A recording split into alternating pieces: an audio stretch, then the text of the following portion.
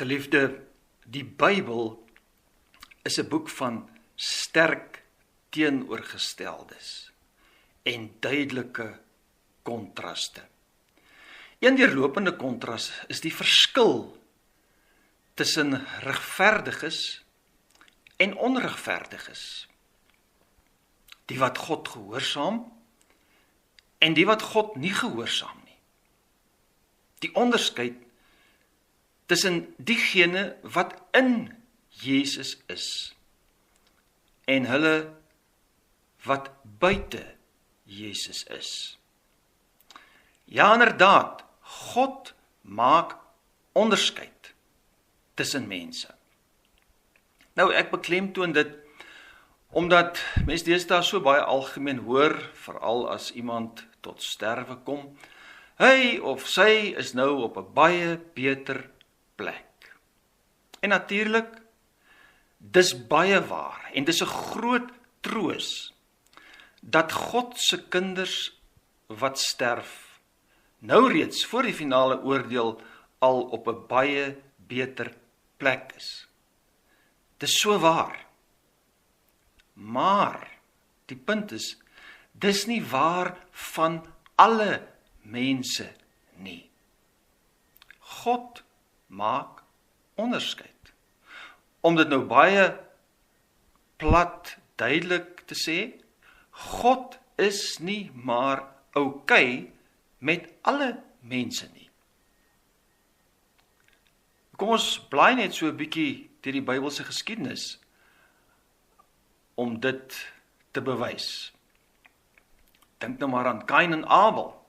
God verwerp Kain se offer, maar Abel se word aanvaar. In die tyd van die geweldige sonvloed verdrink byna almal op aarde, almal wat goddeloos en ongehoorsaam was. Maar Noag en sy familie word begenadig, want hulle is gehoorsaam aan God se opdrag om in die ark te gaan skuil. Vat nou maar die verskriklike 10de plaag destyds in Egipte. Die eersgeborenes van die Egiptenare sterf almal. Maar die gehoorsame Israeliete, wat gehoorsaam was aan God se opdrag om die paaslam, die pasgalam te slag en die bloed aan die deurkosyne te smeer, hulle word hierdie ramp gespaar. En so is daar baie voorbeelde, en ook in die Nuwe Testament word hierdie skeiding, hierdie onderskeid wat God maak, al hoe duideliker. Reeds by Jesus geboorte is daar 'n opvallende skeiding. Koning Herodes, toe hy hoor van die geboorte van die koning, wil Jesus ten alle koste doodmaak. Aan die ander kant, die herders en die wyse manne bring eer aan hom. Nou, dis nogal opvallend in die evangelies, dat baie mense wat godsdienstig was en die Bybel van destyds, die Ou Testament, geken het, tog nie vir Jesus wou aanvaar nie. Maar dat sondaars en gebroke mense Jesus se boodskap van bekering en geloof aangegryp het en so vergifnis en die ewige lewe ontvang het. Dink nou maar aan tollenaars so Saggeus en Levi wat volgelinge van Jesus geword het. Dink aan die gebroke Samaritaanse vrou met haar slegte verlede wat die lewende water by Jesus gekry het en so deel gekry het aan die ewige lewe. Nou, die Johannes Evangelie in die voorwoord, in sy proloog, Johannes 1 daarvan af vers 11, berei ons eintlik voor vir hierdie skeiding wat sou kom. Johannes verwys na Jesus en dan skryf hy, Hy het gekom na wat syne was. En tog het sy eie mense hom nie aanvaar nie. Maar aan almal wat hom aanvaar het, of aangeneem het, het hy die reg gegee om kinders van God te word, hulle wat in sy naam glo. Dwars deur die Nuwe Testament kry ons hierdie onderskeid, hierdie skeiding. En in Openbaring word hierdie kontras natuurlik op 'n beeldryke, skrikwekkende manier gestel. So word die onrein prostituut gesimboliseer deur die stad Babylon, wat alle opstand en goddeloses as ware verteenwoordig, geoordeel. En staan sy in sterk kontras met die rein bruid, die nuwe Jerusalem, wat gered word. Ja, die onreines en die leenaars moet buite die heerlike stad bly, en net diegene met wit klere wat gewas is in die bloed van die lam, mag binne gaan. Nou dis opvallend ook dat Jesus self die duidelikste homself uitspreek oor die geweldige onderskeid wat gemaak gaan word tussen regverdiges en onregverdiges. So beskryf hy die finale oordeel in Matteus 25, hierdie skeiding, en dan verwys Jesus spesifiek na die woorde van Daniël 12. Ons lees dit daar in Matteus 25 vers 24. Hierdie mense, dis nou die onregverdiges, sal weggaan na die ewige straf, maar die regverdiges na die ewige lewe.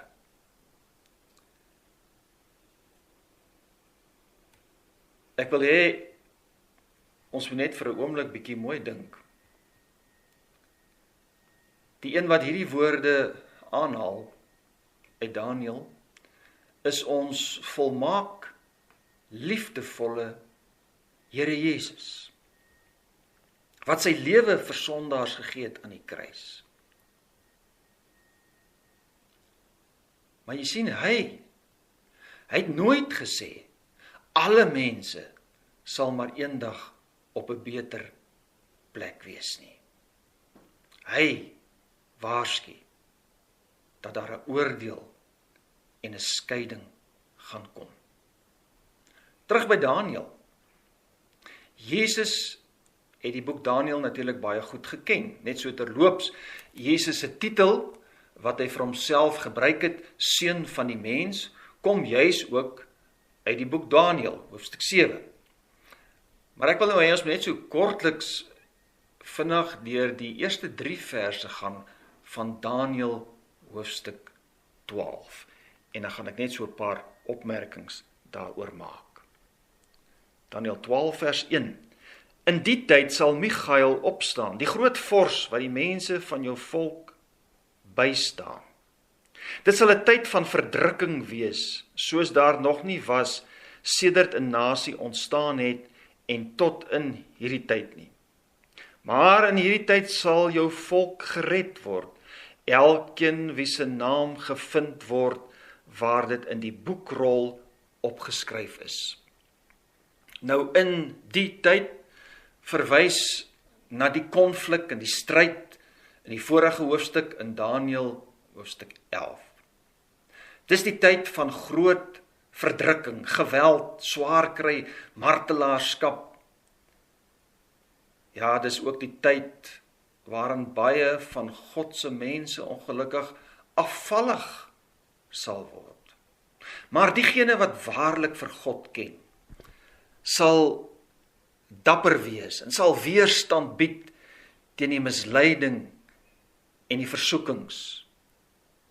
En aan die einde van hierdie tyd van verdrukking sal God uitkoms bring. Nou ons lees hier van Michael wat 'n groot rol sal speel, en ek dink nie ons moet hier baie bespiegel presies oor die werk van die engele nie. Wat ons wel weet is dat Michael 'n aardsengel is wat teen die bose oorlog voer, soos ons dit ook vind in Openbaring hoofstuk 12. Sy taak, veral binne in hierdie konteks, is die beskerming van God se mense. En dis die punt wat Daniël hier wil maak. Die finale verlossing van God se kinders is verseker. Ten spyte van hierdie swaar kry en ongeëwenaarde verdrukking. Ja, elkeen wie se naam in die boekrol opgeskryf is, sal beslis gered word. Nou, dis die boek van die lewe waarvan ons in Openbaring natuurlik lees. Kom ons kyk dan na vers 2. En dis nou juis na hierdie vers wat Jesus verwys in sy beskrywing van die oordeel in Matteus 25. So kom ons kyk mooi hierna. Baie van hulle wat slaap in die stof van die aarde sal wakker word. Sommige vir die ewige lewe en ander tot skande, tot ewige afskuw. Ek lees dit ook in die ou vertaling. En baie van die wat in die stof van die aarde slaap, sal ontwaak. Sommige tot die ewige lewe en sommige tot groot smaadheid, vir ewig afgryslik. En dan ook in die 83 vertaling, baie van die wat ontslaap het, sal uit die graf opstaan, party tot die ewige lewe en party tot ewige skande en veragting. Alle mense gaan sterf. Ja, ook in die konflik wat die finale oordeel voorafgaan, sterf beide Godvreesendes en goddeloses. Hulle slaap. Nou, dis 'n metafoor wat Daniël hier gebruik vir die dood, en dit suggereer maar net weer eens baie sterk dat die dood hier op aarde net 'n tydelike situasie is. Want al die dooies sal opstaan. Vanuit die Nuwe Testament weet ons dat Daniël verwys hier na die algemene opstanding voor die finale oordeel. Die woord baie het hier die betekenis nie net van 'n groot aantal nie, maar van almal. Om dit te beklemtoon, almal sal opstaan. Want in die Nuwe Testament leer ons dit ook baie duidelik. Dat alle mense van alle tye, maak nie saak, ook hoe hulle dood is en waar hulle oorskot hulle self ook al bevind nie, sal uit die grafte opstaan, selfs die wat in die see dood is. Almal sal opstaan om geoordeel te word. Maar baie belangrik, almal wat uit die dood sal opstaan, gaan egter nie na dieselfde bestemming nie. Daar's twee absoluut kontrasterende en uiteenlopende bestemmings vir die mens in die lewe hierna. Ewige lewe en ewige afgryslike skande. Vriende, dis 'n basiese Bybelse lering. Ons vind dit beide in die Ou Testament en die Nuwe Testament. Ons vind dit voor die koms van Jesus, soos hier in Daniël, maar veral word dit beklemtoon na Jesus se koms. Hy self, soos ek reeds gesê het, leer dit baie duidelik en op baie plekke en op baie konkrete maniere waarsku mense teen die oordeel en die gevolge daarvan. En daarom moet ons mekaar sê, weet julle, dit is 'n tragedie, dat die algemene publiek, en ook baie kerkmense, nie meer hierdie kernwaarheid van die Bybel oor die oordeel en skeiding glo nie. En dis waarom daar soms so algemeen en ligtelik gesê word, hy of sy is nou op 'n baie beter plek. Dis dood eenvoudig nie waar nie, en ek sê dit met groot erns en weemoed in my hart. Kom ons kyk dan net na vers 3. Die verstandiges sal skyn soos die glans van die hemelkoepel, en hulle wat baie gelei het tot regverdige optrede, sal skyn soos die sterre, vir altyd en altyd. Nou, dis nogal opvallend dat Daniël nie verder uitbrei oor die ellende van die goddeloses nie, maar wel die heerlike eindbestemming van die verstandiges beklemtoon. Die verstandiges is diegene wat insig het in God se wil. In die Nuwe Testamentiese konteks, nadat Jesus gekom het, ja, as die verstandiges diegene aan wie Jesus geopenbaar is, wat besef wie hy is, my verlosser, my enigste hoop. Die verstandiges is die wat gereed is om die bruidegom Jesus te ontmoet. Dink nou maar aan daardie gelykenis wat Jesus vertel het, van die 5 verstandige meisies en die 5 dwaase meisies. Is jy 'n verstandige? Is jy 'n verstandige? Is jy gereed vir die koms van die Here Jesus? Nou Daniël vergelyk die heerlikheid wat vir God se verstandige kinders wag met die sterreglans van die hemelkoepel. Skitterend, helder, heerlik. Gaan kyk maar weer 'n slag na die sterrehemel. Veral hier in ons woestynland, waar nou nog nie so deur ligbesoedeling getuister word nie. Nou, dit is baie opmerklik, die verstandiges hou nie die waarheid vir hulle self nie, maar deel dit met ander. Hulle lei ander, hulle beïnvloed ander om die regte dinge te doen. Geliefde, ek wil sommer vir jou vra, en ons almal moet weer daaroor dink. Hoe klink jou woorde, my woorde? Hoe lyk jou voorbeeld? My voorbeeld. Spoor dit ander mense aan om Jesus te volg en hom te gehoorsaam, deur ook regverdige dade te doen. Mag ons diep nadink hieroor. Om saam te vat, wat is nou die hoofboodskap vir ons? Daniël, net soos die boek Openbaring natuurlik, is in hoofsaak 'n boodskap van troos en aanmoediging vir God se kinders om te volhard in moeilike tye. Dis om vir jou wat volhard, wat aanhou, wat vasbyt op die pad van die Here, te bemoedig en te sê, moenie moed verloor nie, daar wag vir jou 'n ewige sterre toekoms in die teenwoordigheid van God. Juig nou reeds daaroor.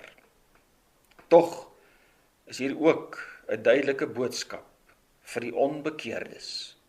Die Here waarsku jou om vir jou nog 'n kans te gee tot bekering. Gebruik dit asseblief, anders wag daar vir jou 'n afgryslike einde. Amen.